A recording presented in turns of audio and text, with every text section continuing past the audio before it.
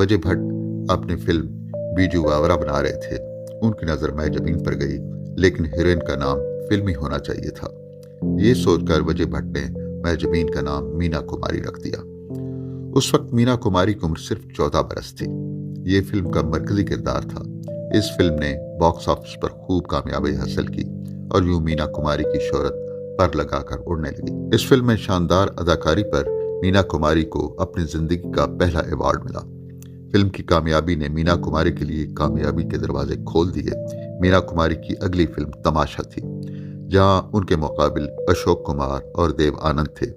تب فلم ساز کمال امروہی نے اپنی فلم انارکلی بنانے کا فیصلہ کیا اور اس کے لیے مینا کماری کا انتخاب کیا۔